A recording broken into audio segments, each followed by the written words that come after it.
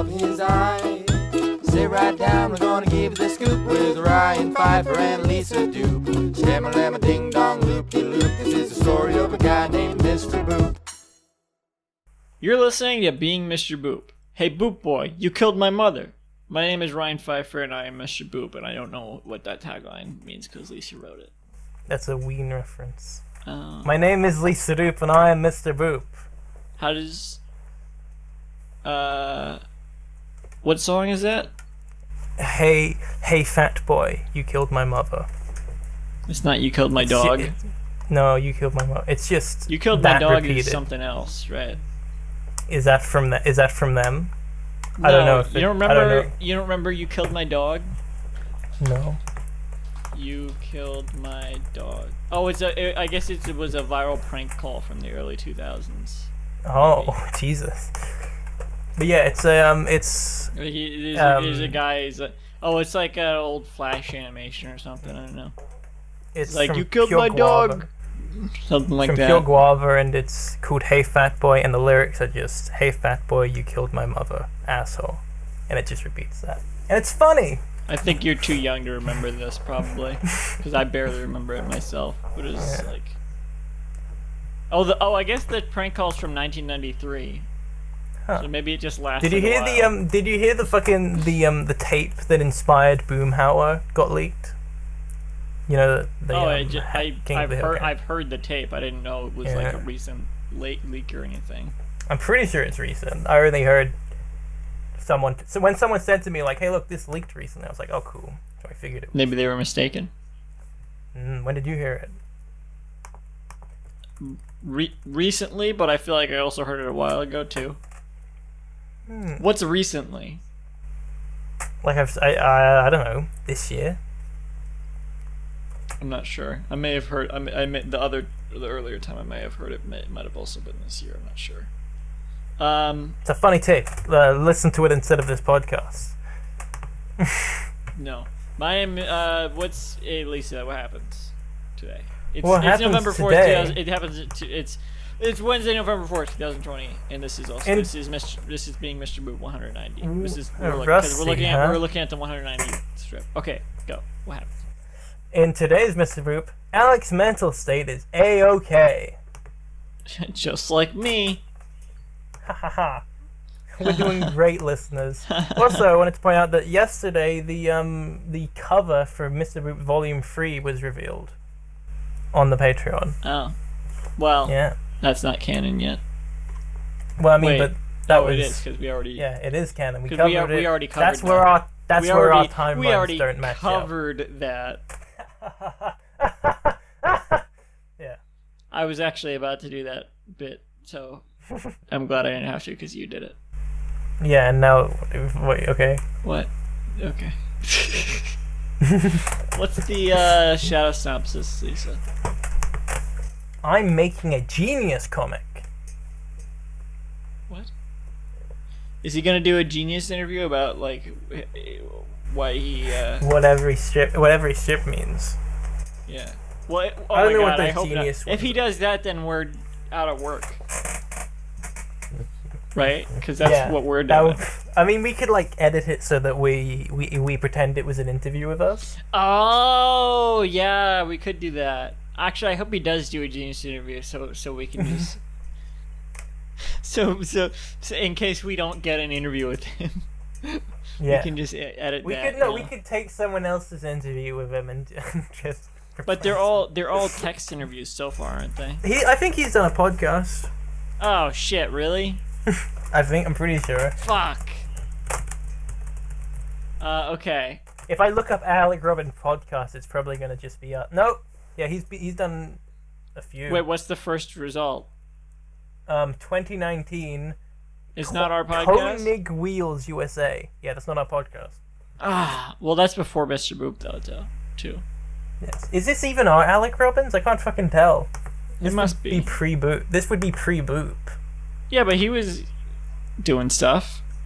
I think this is a car podcast, so I don't think this is him. Is it the Car Talk guys? I don't know. These are all the fucking Formula One drivers. These are all the Formula One drivers, so maybe he hasn't done one. Okay, 4 panels. Mr. Boop. Panel 1, Alec is on a chair, hunched over a drawing tablet. Let me get a closer look at this drawing tablet here. Okay, we don't see anything about the tablet itself, but he is drawing a Mr. Boop strip. Yes. We see the 4 panels implied. We don't see the full panels because his hands and stuff are over his hand. One of his hands is clutching a tablet pen, and the other is just like kind of rests on it, you know, like when you're drawing and you got your hand on the page or whatever. Mm-hmm. I guess it's a flat tablet. It's not like stood up at all like mine is right here. Do you have a tablet? I don't remember. I have a tablet, yeah. It was a gift from Sophia. Yeah, of course I draw. I don't know. I've never seen any of your drawings. Maybe maybe I saw the one drawing of you for reference. I saw like true drawings. No, the one that's my profile picture is by Sophia. Okay, I saw one drawing by you. Yeah. Oh. Of reference. I don't remember that. Well, you sent that one as your profile picture, and you also sent another one that's like a full reference. Sick. And above the 4 panels, it says Mr. B, or MRB. With we don't see period. It's drawn really lightly. Anyway, Oh yeah. Liz is standing behind him wearing a crop top tank top. Try saying that 5 times fast. Crop top, is that right? Yeah, crop top tank top. Can't even say it once. Can't even say it once. No. She's got her. Curse this tongue. She's got that pose where her arm is clutching her neck. A favorite of Robin's. Favorite of Robin's and like amateur. Well, it's an anime. Yeah, it's an anime trope. Yeah, it's an anime trope that like people trying to draw anime style like to do a lot. Mm-hmm. You know, like. Yeah. They bought and people a how to draw anime book and they just so they're just that was on page 1 pose all the time.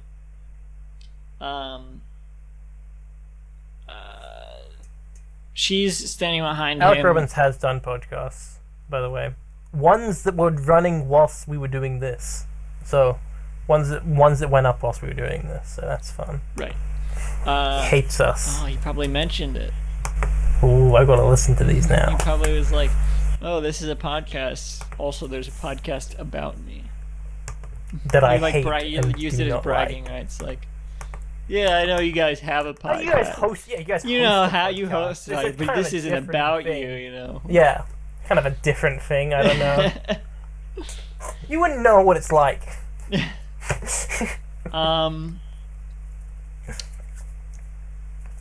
It's bragging rights because he hasn't actually listened to the podcast. And if he had listened to it, he wouldn't want to. He wouldn't want to. No, he'd be lame. Give us attention. He'd be like, these guys are freaks. We are freaks. Thank you, Alec. Well, compared to, no. We're not freaks, but from his perspective, because he's a freak, he thinks that we're freaks. Yes, I actually DM'd him once on Patreon, and he said that he liked the podcast. What? Yeah. What? Yeah. I don't know. What did you just say? I didn't hear you. I DM'd him on Patreon once, just be like, "Oh, hi," you know. And he said he liked the podcast. He said, Or he likes the idea of the podcast. He said he doesn't actually listen to the podcast. He started the message by saying, "Hey, I love the podcast." But does he love that the podcast exists, or does he love listening to the podcast? That's the question. That's his loophole. I got to ask him about AU bangs. Yeah. Oh, that's a good trick. Yeah. Okay, you have to ask him before the shirt goes up. By the way, we have a shirt that's out now of the It's gonna be so fucking embarrassing bought if I it don't yet? release the shirt before the Monday podcast goes up. Lisa, Have you bought it Lisa, yet? if I don't make this yeah, shirt, you have to. I'll do it. Yeah, you have to. I'll do it. I was thinking about doing a second design of it. No, let's not have competing designs. I mean, you're welcome to make another shirt, and obviously, we should like go, consult on like, oh, is this good? Is it? Maybe after we finish this, we just go straight into the design of the shirt, because it's probably a pretty simple, like, just like copy paste the spreadsheet onto the shirt or something. Just copy. That's what you were planning on doing? Not I even, don't know. Using a I don't know. I font? mean, what is it? I had an idea where it's like it's one of those shirts that has something on the front and the back. So it's I like. was thinking of using the font and just typing it out in the font that we have on the website. What font is that?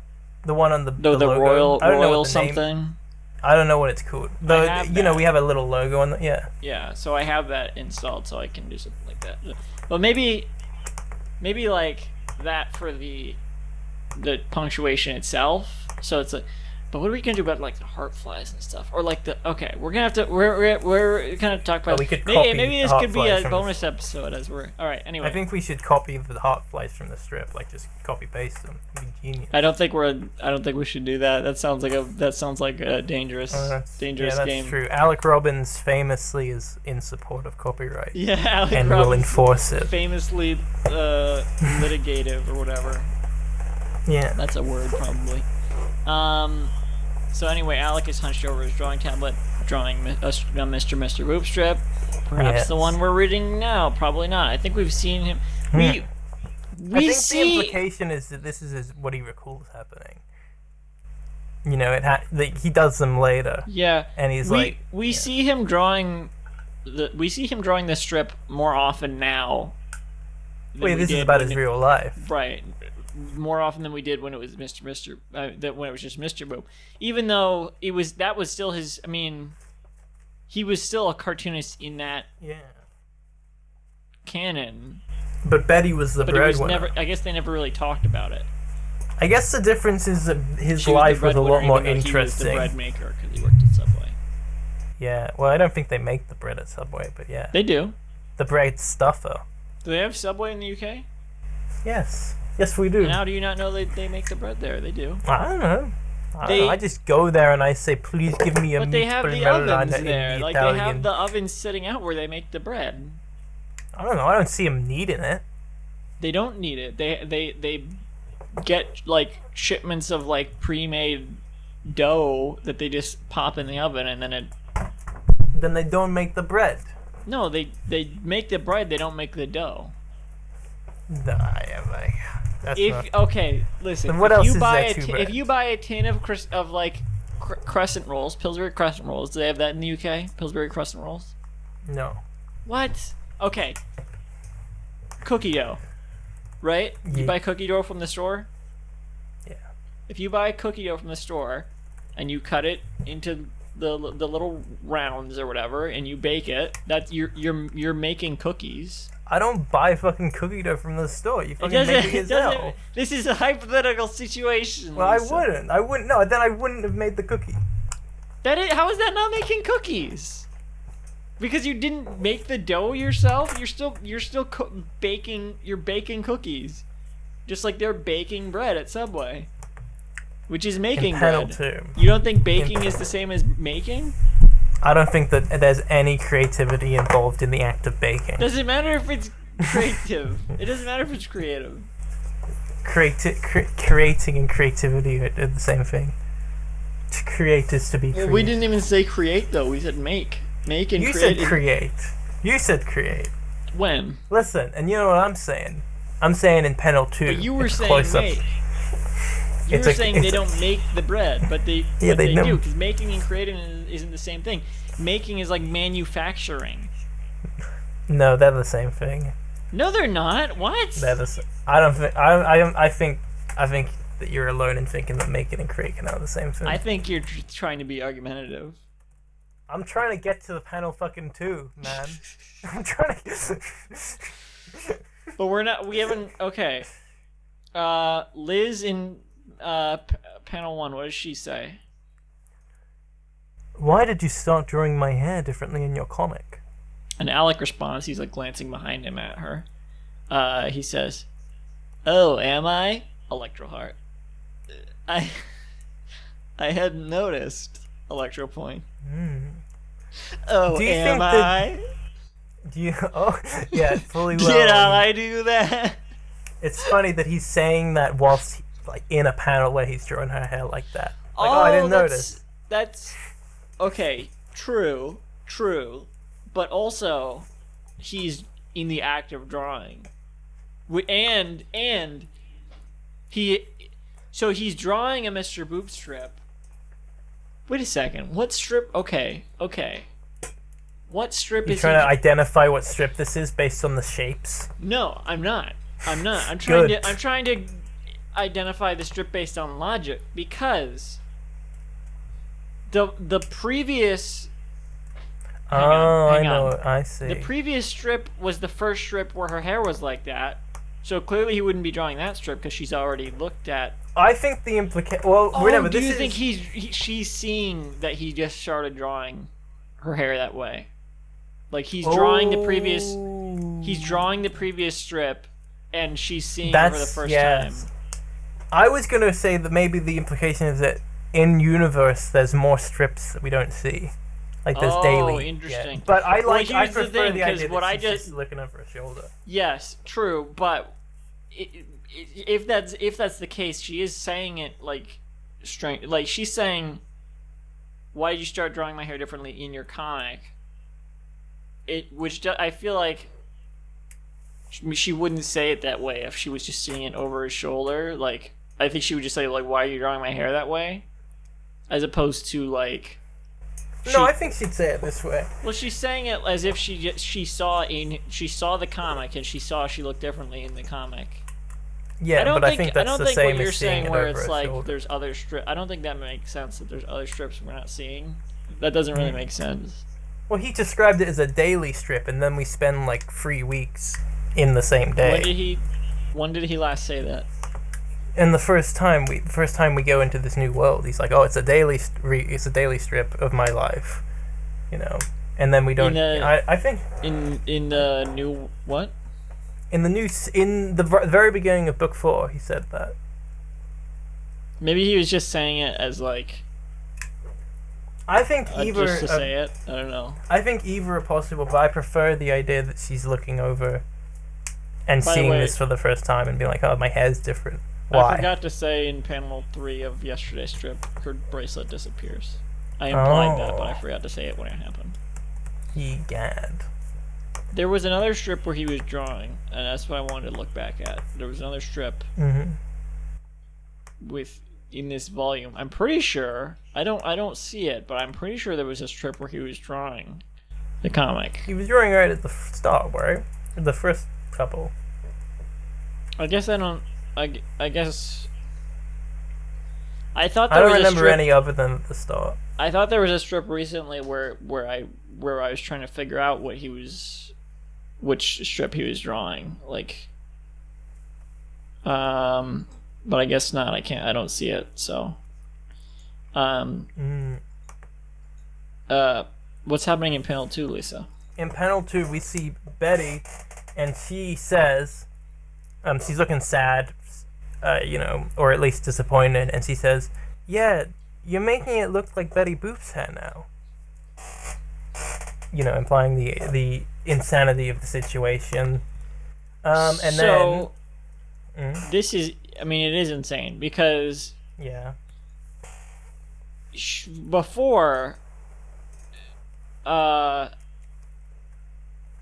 She was just like, "Why are you calling me Betty?" Which is just like, why is he doing... I mean... Why like, is he doing that in real life? It's like, it could arguably be less of a conscious thing. Like, oh, I didn't really realize I'm calling you Betty there. Or and then also like, well, why are you changing what I said? It's like, oh, I thought that's how I remembered what you said. But now this is like literally just making stuff up, because it's like she literally said, "I got a haircut, and this is the hair I have now," and none of that happened. Is what she's saying. I think the thing is, the interesting thing is, is Alec manipulating events for his story, or is he literally losing his mind? Like, is he just like, he's lost the mental capacity? So is he to being not draw her hair manipulative, or is he insane? has he lost the mental capacity to not draw her hair like this and not fabricate these events? That's the interesting conundrum of these. Oh, I feel like we haven't mentioned the like vague horror aspect of this. That was the big thing that I liked when I read it for the first time. Is getting into that. Yeah. Because I don't know about horror per se, but like, well, it's pretty spooky. When I read this for the first time blind, I was like, oh yeah, this is getting into... Already by this point, I was like, this is getting into creepy territory. Psychological, yeah, maybe, like, I don't know about horror. Horror in the same sense that, like, David Lynch stuff is horror, I guess? Yeah. Which it's not really. Oh, okay. I don't know. Is it? I would say. I think that this is horror in that it's come like to think of it, I haven't seen any David Lynch stuff besides season 1 of Twin Peaks and that one monkey video he did. I think that this is like the transformation aspect of it is like pretty like intentionally spooky, right? Like oh, he doesn't even notice. But she's not literally transforming. It's not like it's not I'd say she is literally transforming. Like her hair is different, the way she's acting is shifting. But he's making all this stuff up though. Yeah, that's the. But also, she sort is of literally when you're reading unless she's literally not real at all. Which she's which not, might be or true. Is she? But I don't. Yeah, but I think that like when you're reading this, what's the bug guy? What? The bug Metamorphosis. Yeah, Kafka. Kafka. But it's like not Kafka-esque, I wouldn't say. But when you're reading this with less of a toothpick or whatever, what does it call it? When you're reading this less closely than when we are, at least I did, you're sort of within his own fiction and kind of reading it like it's changing. Like when you're reading it just casually. Are we not within his own fiction? No, but I feel like you're like. Is it? You're still within the world somewhat. Like is it not November 4th, 2020, Lisa? Oh no, this is getting case. This is getting spooky. But I mean, like, as in you sort of like you don't see that second layer of him changing. Well, I mean you do, but it's like you don't think about it that much. I guess I'm not too sure, but like you sort of take it as is. That like, oh, she's being changed and manipulated through the way he presents her to the world. Like she's not a public figure, but she's making her and shifting that image. Should it be like Evangelion at all by now? What? This strip? What do you mean, like Evangelion? Because it's sort of Evangelion inspired, right? Well, I mean, more of the Evangelion shit was in book 2, remember? Really? Was that book 2 when he was fucking... No, 3. Yeah. 3. God is a woman and she is my wife. That's Evangelion? I guess it's been every volume then, because book 3 had her father. Yeah, that's true. Yeah, it's the influence runs deep. But I don't see any of that here really, except because we were watching a little bit of Evangelion earlier. Yeah. I was watching it and Lisa joined in, and I'm like right near the end. I'm like right before the movie, and I was just like, I don't know what the fuck they're talking about. They're revealing a bunch of stuff, and I was like, I don't know what's going on.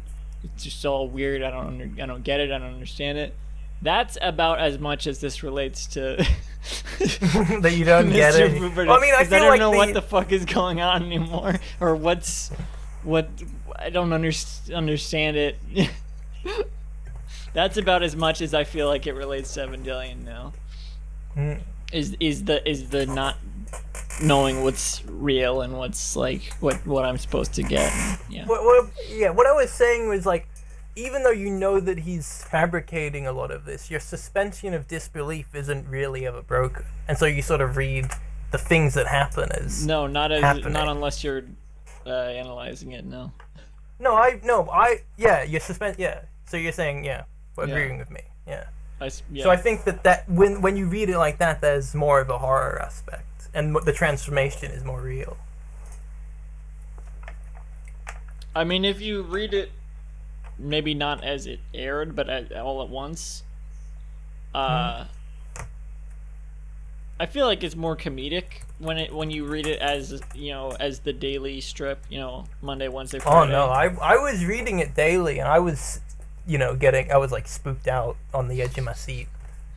It's strange. I don't know if I would say. I feel like it's more like in that Lynch sort of way. Like, I don't want to say it's Lynchy, and it's not, but like in that sort of way where it's like, it's not really horror. It's just weird. That's kind of creepy. It's kind of creepy just because it's weird.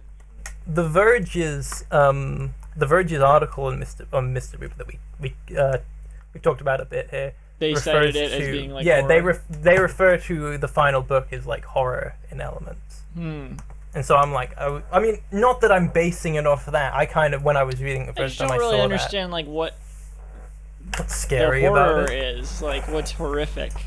Well, it's the manipulation and the transformation thing. Like he's being manipulative, or he's losing his mind, but it's not. I mean, what's horrific about that? I don't know, because he's not actually changing her, unless except for the fact that she's not real. So in that way, he's changing her. No, but because you're reading, your suspension of disbelief isn't broken, real when you're reading it. So you see that she's being changed. So you kind of put that horror thing onto it. I don't know if I agree with that, because I don't know. She doesn't exist within the comic only. Like within the comic she exists outside of the comic. You know what I mean? But you sort of stop thinking about that, I think. I don't know. But it's right there on the page. Yeah, I know. I don't know. Panel 3. It's a close-up of Alec hunched over his... Well, okay, it's weird, because panel 2 is like a shot of just... Maybe it's like a different angle, sort of? Panel 2 was like a shot of just Betty, but it wasn't much closer. It was like a close-up, but it wasn't really that much of a close-up. Whereas this is actually a close-up of Alec. As he was in panel 1. Yeah. We didn't see Alec at all in panel 2, so that's what... Anyway. It's making up for the lack of Alec by giving us more Alec. Well, what I mean is, like... Yeah. We should have seen Alec in panel 2, unless it's, like, a little bit of a different angle, I guess. Whereas it makes sense we don't see Betty in panel 3, I guess. Maybe we'd see a little bit of her. So he's still looking behind her, and he's kind of like, huh? That's the expression is, huh? What? And he's got 2 speech bubbles that say, "You think so?" 2 electoral hearts. Like Betty Boop's hair? Electoral heart. I like trees. 2nd speech bubble. You really don't think it looks like your haircut? Electoral heart. Okay. So she did get a haircut, but it didn't look like Betty Boop's hair.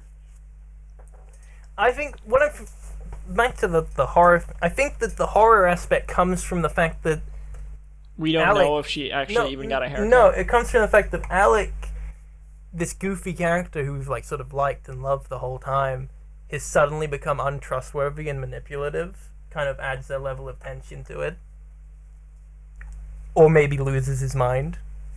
I feel like that's part of what makes it so eerie to me. As well as the things I already said about transformation or whatever.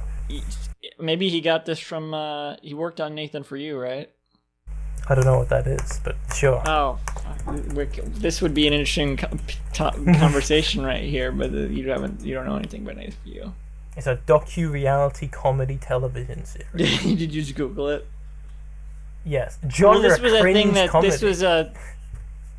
flash forward to 2022. This was like a thing people were talking about recently because of Nathan Fielder's new show coming out, and I guess Alec Robbins has worked on Nathan For You maybe, and he had stuff to say about like people were talking about like how manipulative Nathan Fielder is, and he like weighed in on that a little bit. Yeah, I remember that. Yeah. Well, that I mean, I feel like it kind of ties in to the strip a little bit here because I mean, Alec is this sort of dweeby guy like Nathan Fielder and Nathan For You, but he's like also super. He's a creep. He's a manipulative. Yeah. I don't know if I would say.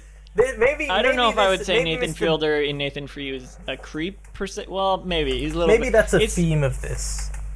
It is very reminiscent of that in his sort of like patheticness mixed with manipulation. Yeah. I feel maybe that's a theme of like quirky Twitter wife guys are weird and creepy, you know, or at least a theme of them becoming that. I feel like that, or at least of book 3. I mean, I feel like there's a 4. That's a quirky Twitter wife guys. Yeah, quirky Twitter wife guys like Alec Robbins and funny men like you know, California funny men are often weirdos. Because you know Nathan Fielder's definitely not a wife guy. No, I know, but I meant like as in funny man is I guess the better term. But that's a Tumblr term, so I don't know how many of our audiences are familiar with. I don't know if it'll. I mean, as a Tumblr term, I don't know if it would work also. Because Tumblr funny man is not the same thing as like what you're talking about. Funny man, you know. Funny man. I guess funny man is a term. It makes sense. Funny man as a Tumblr term is different than what you're talking about, though. Right? But you can get the it's implication. It's just a funny Tumblr Twitter account, right? Yeah, but also like someone who, you know. What? Kind of. Is Jerma a Tumblr funny man? No. Well, because he doesn't use Tumblr. Well, yeah. So a Tumblr funny man is like just a funny Tumblr account. It's not like a. Yeah, but that one is like vaguely obnoxious, right? I only ever see funny men used in One of the tags for this episode is gonna be funny man now, or funny men. All right. Cool. Panel 4. Panel 4, indeed. Pretty much. I feel like we talked a lot about. I feel like we had a good discussion about this. I feel like we could have gone more into the Nathan Fielder parallels. I mean, we couldn't have, but I didn't. You could have. It's just funny because I've been watching like Nathan For You and Evangelion like back to back. So you're trapped in their world. just coincidentally. I mean, because the rehearsal is like people are talking about that, so I was like, well, let me try to binge through Nathan For You. With them archiving YouTube videos. It's like that, Evangelion, and Better Call Saul, but Better Call Saul doesn't link to this at all. Except for that Saul is a wife guy, I guess. My brother learned how to play that on guitar, and I haven't stopped hearing it since. Play it on piano right now. I can't play it on. I would be able to if I knew it. I would, but I don't know it. You would be able to if you knew it. If I knew it, I would have done it, but I don't. But anyway, he's always playing. It's like the one riff he knows. Panel 2 is pretty much the same shot. I mean, Panel 4 is pretty much the same shot as Betty from Panel 2. But now she's got her hands on her hips and blushing and looking kind of sassy. Yeah, she's all sassy. Sassy soup. It looks like Betty Boop's hair, and also you keep changing my words around. But it's fine because I love you so much. I forgive you. Electro point. Now let's have sex. We've all had this conversation. I tried to put the electro points in as you were doing it, but it doesn't. No, I noticed. Really well. I know. All right. Electro point after much. 2 electro points after you. Doop boop be doop. Sorry, double electro point. There's 3 heart flies above her head. Yes. Oh, the beautiful heart flies. Your Betty voice there was really like. That was like a pseudo Betty. It was like intentionally pseudo Betty. Super cutesy Betty. Oh, it looks like Yeah, because she's especially cutesy in this, right? Oh, it looks just like I feel like she'd be more cutesy if she looked like Betty. That's true. Doop, boop, boop, doop. It looks like you've just heard. Doop, doop, boop, doop, boop. Doop, I'm Betty Boop. I used to be a dog. Betty Boop Doop. Boop, boop, doop. Instead of, It looks like you both the Betty both the time, and then you keep changing my once in a while. But it's fun because I love you so much. You're rereading the dialogue. I was saying as if, like, instead of Better Call Saul, it's Betty Boop Doop. See? That doesn't work. It's too far away from the original. No. Because better, Betty, and then the two words that rhyme. Boop. Doopy doop. Boop. Should it... A boop doop doop. I did that joke already. You weren't listening. I did that joke. I never listened to you. I literally did that joke a minute ago. Why are you reading it again? Why are you reading the dialogue again? I gotta get the voice right. How is that right? You've been listening to Being Mr. Boop. There's some more weird meta stuff going on in that last panel that we've probably discussed, but I think we've discussed this enough. So you've been listening to Being Mr. Boop. Now in color. Oh yeah. You can visit the show's website. We've gotten that one a lot, huh? Huh? Gotten that one a lot, huh? I guess. You can visit the show's website at www.beingmrboop.com for a full catalog of episodes and to sign up to host the podcast. For more updates, follow at Mr. Boop Pod on Twitter. Do it. Yeah, I'm at Candyman106. You can follow me also. And at Semi Sweet Stuffs for everything else I make. Follow us. Or at OSYTOOC for funny out of context. Host our podcast. I don't think there's not a lot of room more for that. I think we're out of guest slots after this, pretty much, because this was supposed to be a guest week, right? We might have like one more guest slot, but you said you already found another guest. So. We got 3 more.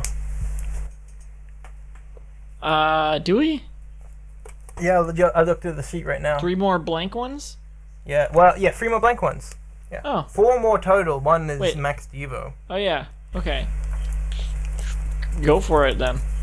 Yeah, do it. Hurry up, there's not a lot of time. Thank you and good night. There's 10 more weeks, or 9, or whatever it is now. Thank you and good night.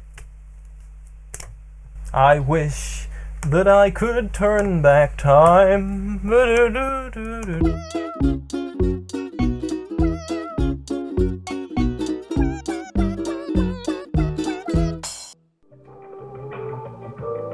This podcast was brought to you by the Pitch Drop Podcast Network. Like what you just heard? Support the show by going to patreon.com/pitchdrop. And while you're at it, check out pitchdrop.net for more of this and other shows.